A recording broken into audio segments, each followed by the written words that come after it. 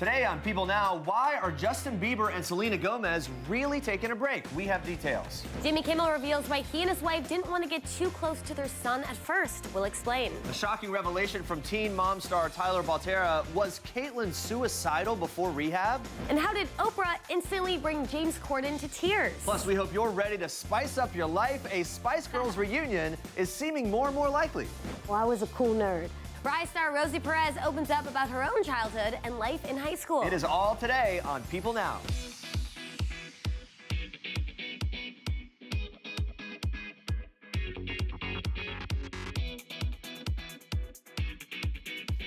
Happy Tuesday, everyone. Welcome to People Now. We got some big news today.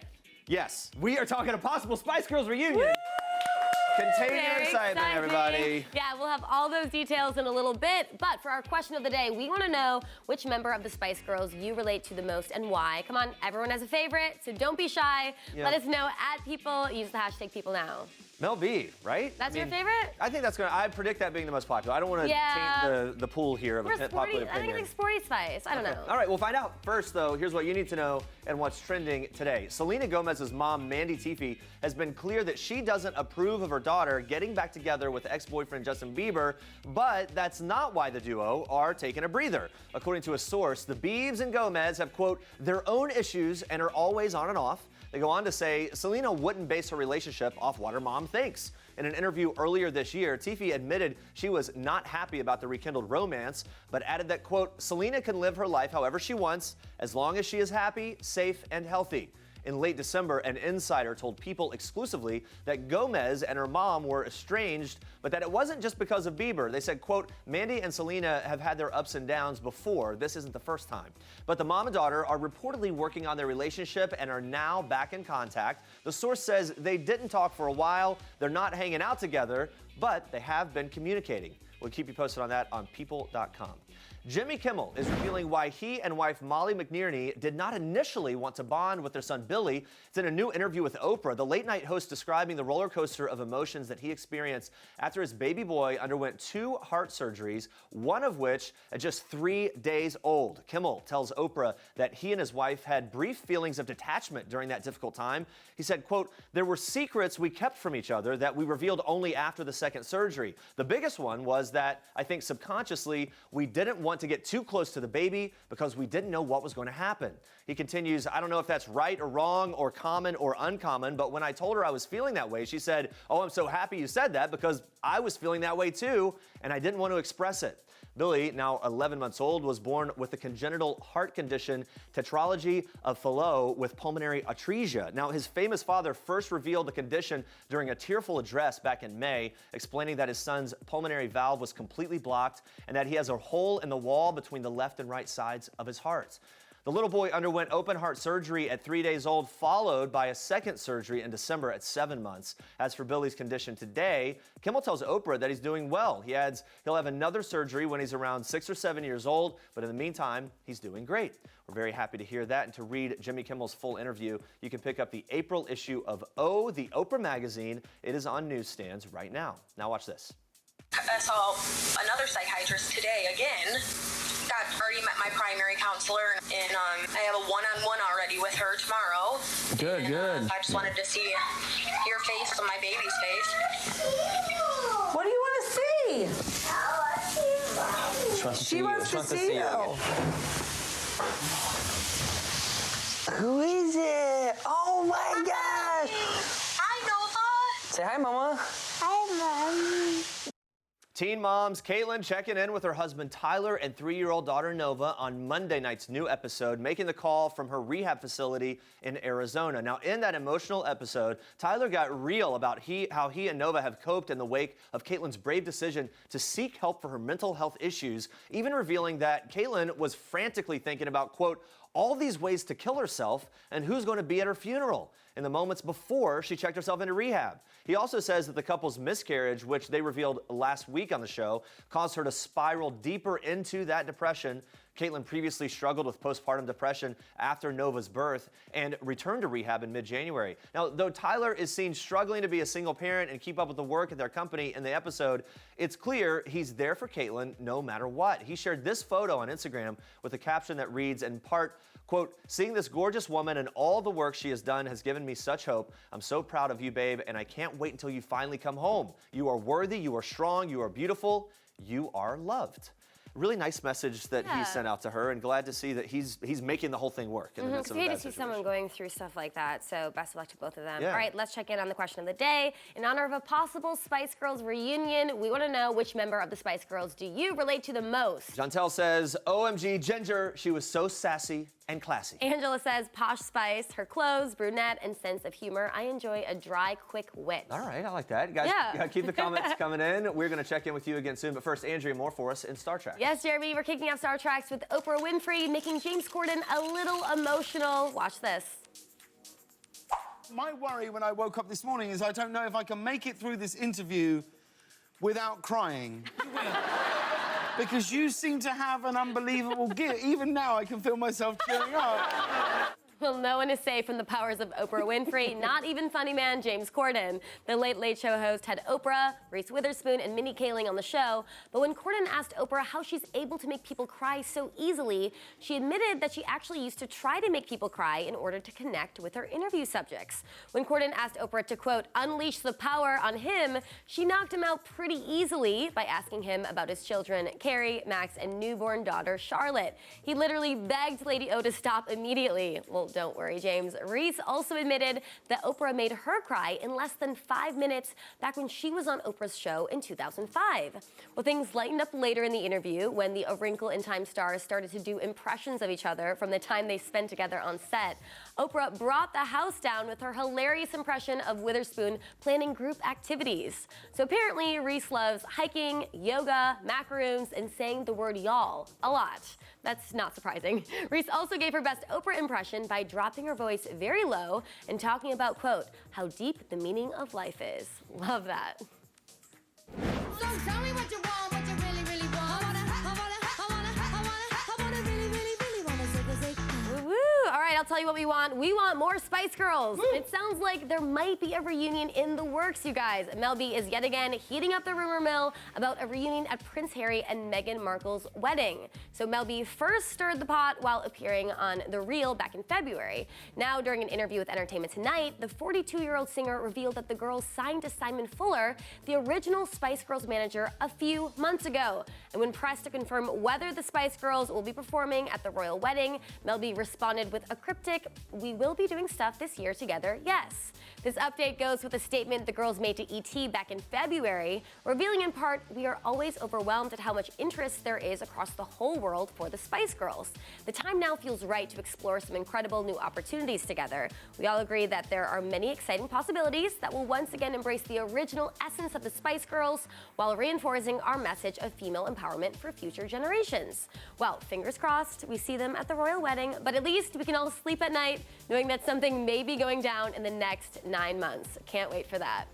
Khloé Kardashian is getting all those baby bump pictures in before baby Thompson arrives. The mom-to-be shared this amazing snap of her pregnant silhouette to Instagram on Monday. The picture is more than a bump update, though. It's the announcement for her latest denim line, Good Mama. The maternity line drops March 15th, and there's no one better to enter the world of maternity clothing than Khloé. The 33-year-old has been hashtag style goals during her entire pregnancy so far. She's really showing that moms-to-be can still be sexy, flashy, and fabulous while wearing bump-hugging styles that show off a mother's curves. Now, it, of course, can be a struggle to find stylish, flattering maternity clothes, especially pants, so there's no doubt that Khloé will have all the moms out there covered. Ironically enough, though, Khloé was planning to expand her denim line into maternity wear before she even found out she was pregnant, so the timing of the launch couldn't be more perfect. Really excited for that. And those are your Star Treks for today. All right, guys, stay with us. We're breaking down the American Idol audition that left Katy Perry in tears. Plus, NBC's new high school theater show, Rise, it premieres tonight, and its star Rosie Perez is revealing what she was like during high school. So stick around for that. It's fine. It's okay. It shouldn't just be okay. It's not okay.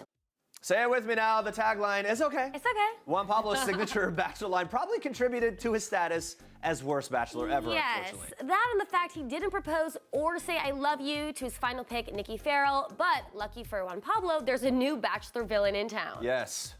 After last week's epic two-part finale, Ari Leyendijk Jr., he took over the mantle. He might go down as the series' most hated Bachelor ever. We all remember this. Ari broke up with Becca after proposing to her on his season finale, only to turn around and reunite with runner-up Lauren B, whom he also proposed to on After the Final Rose. So many rings, so little time. Yeah, it was very extra. Audiences were not too happy about that one, but at least Juan Pablo is showing some sympathy here. He tells Entertainment Tonight he feels bad for the guy, saying, quote, I remember my season and I see all the time that I spent with the girls. Obviously, you spend like 40 hours with a girl total. So maybe he went out with her and then he was like, wow, is the other girl the one I want? That's what I guess he did. There's the explanation. Juan Pablo also opened up about his decision not to propose to ex Nikki Farrell during his season of The Bachelor, saying he thought about his daughter and knew he wanted to be 100% sure. Yeah, and that was probably a good choice because 4 years later, Juan Pablo is now a happily married man and thinks Ari may have just beat him in being the most despised Bachelor. He jokes with ET that the race car driver, quote, smashed me. Yeah, maybe, but I still don't know if that's true for Juan Pablo because we just had Charlene from his season and then Kayla Quinn on our Bachelor panel. And they both said that they would still choose Ari over Juan Pablo. And Charlene was on his season. Yes,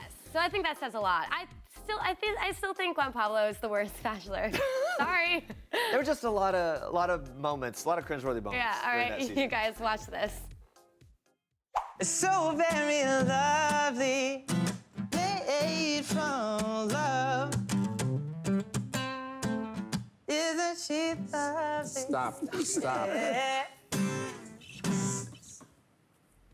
Ooh, my goodness. Yep, the tears are a-flowing for night 2 of ABC's American Idol. Yeah, contestant David Francisco revealed to the judges that he moved to Nashville in 2016 to pursue his music dreams. Just weeks after, though, he was hit by a car while on his bike. It left him paralyzed from the waist down. Yeah, well, months after the accident, he started to see movement in his feet and has made incredible improvement. He's saying Stevie wonders, isn't she lovely? You heard it there. That was all while his fiance was watching on. Yeah, his fiance was an old friend who reached out to him after she heard about his accident. So he said that she was never fazed that he was in a wheelchair. Just wasn't a thing for her. Yeah, now once he started singing, Katy Perry couldn't control her emotions, and neither could we. This gif about sums it all up there. Yeah, Perry said that she spent most of that performance watching how in love his fiance is with him. It was really just this very sweet moment. Very adorable. Francisco obviously scored his golden ticket to Hollywood, which we're all very happy for. Yeah, when it comes to American Idol, you got to take the good with the not so good, though. So watch this.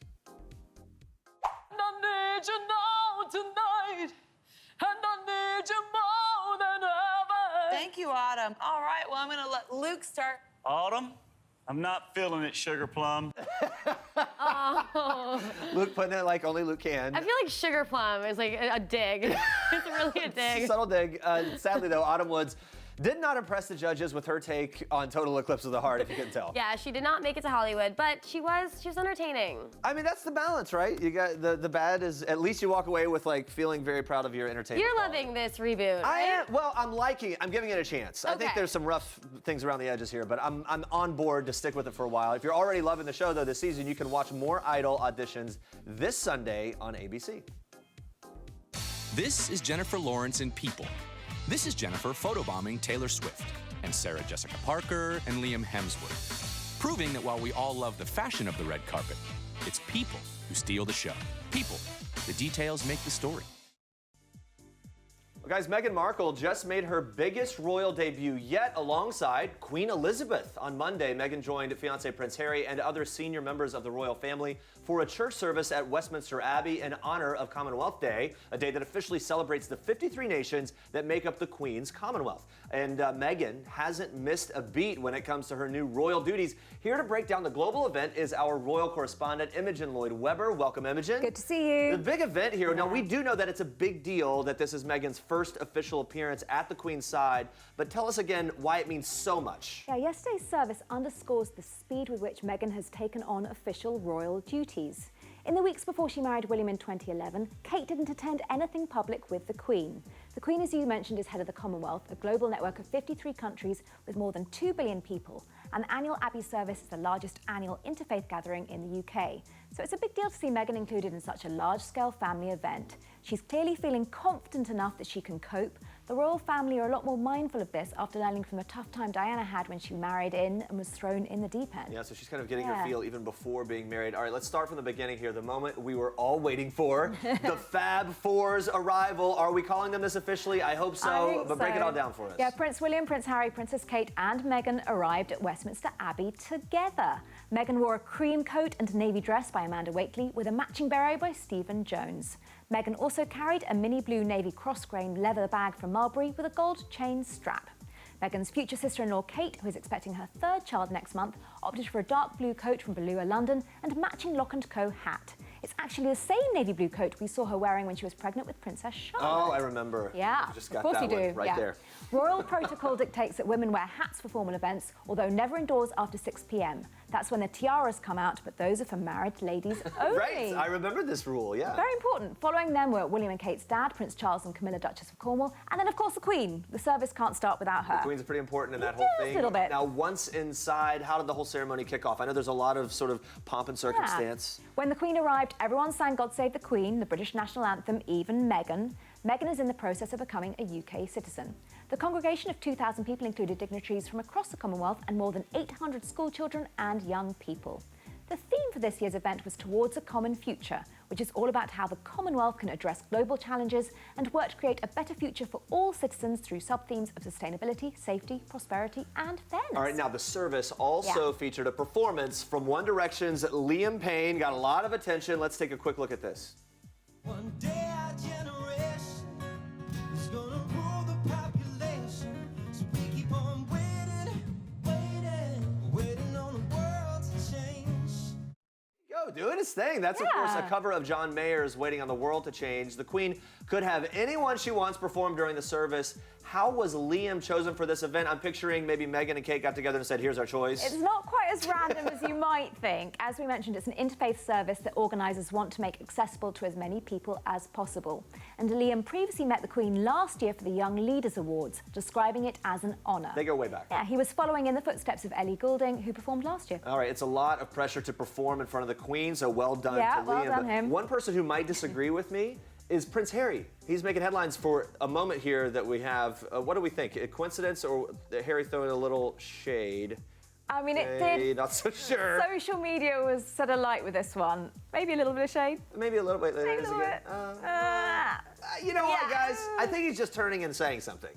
It's not that much of a big deal, right? No, it's. You think it's shade. All right, I think it's a bit shade. What was next for the royal family after that ceremony? After the shade was thrown? Oh my gosh, what happened? Meghan, along with Prince Harry, Prince William and Princess Kate, headed to Dean's Yard at the back of the Abbey for a meet and greet with around 100 schoolchildren. There were several adorable moments, including when a little girl presented Meghan with a bouquet of flowers. Both Harry and Meghan have indicated their commitment to the Commonwealth in their engagement interview and the Royal Foundation Forum last month. Don't forget, the Queen, aged 91, doesn't do long-haul trips anymore. That responsibility of visiting the Commonwealth, which is a very important part of her life's work, has now fallen on the shoulders of the younger members of her family.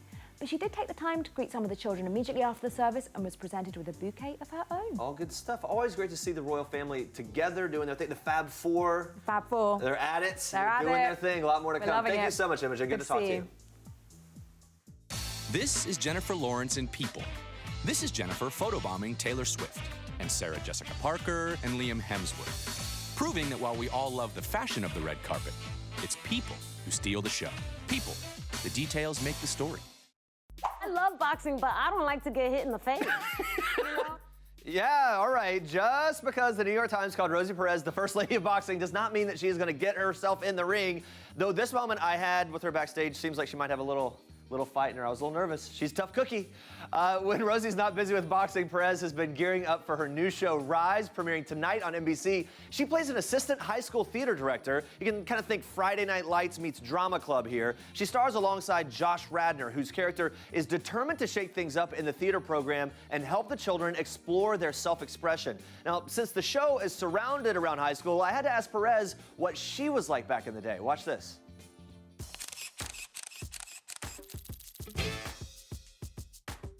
No, I was a cool nerd.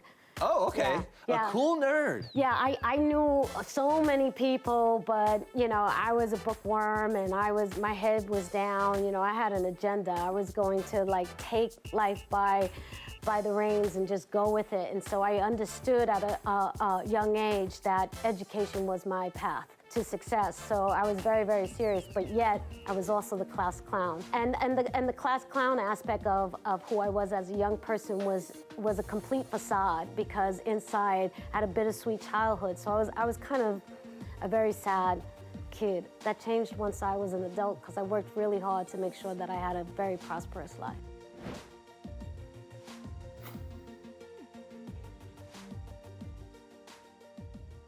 Guys, big news today. The coroner has confirmed rapper Craig Mack's death to the Associated Press. The musician and Long Island native who found fame on Diddy's Bad Boy label has died at the age of 46.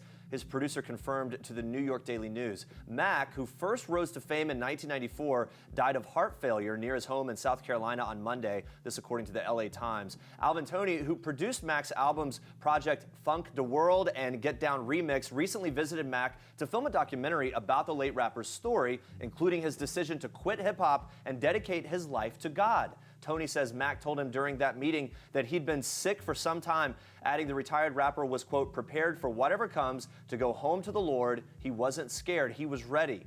Tony noted that Mack is survived by his wife and 2 adult children, wishing their family, of course, all the best during this very difficult time. Very sad news there. Yeah, very for sad. An icon, really, to have Yeah, passed. and it's very young, too. Twitter has been reacting to Craig Mack's death. Of course, people are tweeting about it, remembering the icon. Take a look here. Ernest saying, not Craig Mack, another icon gone too soon. We'll jam this all week and remind my fellow millennials who just nod their head to the parties to that song. Of course, he's got so many hits that people, you know, it's like you turn it on, it's like, oh wow, I know every word of that song, and you don't even realize maybe that he's the guy behind and Link it. Up TV says rest in peace to former Bad Boy Records rapper Craig Mack. Yeah, LL Cool J is also tweeting. We don't have the tweet right now, but LL Cool J is tweeting out, showing his respects, of course, for the passing. And here at Flavor in Your Ear will always be a classic, forever part of classic hip-hop history.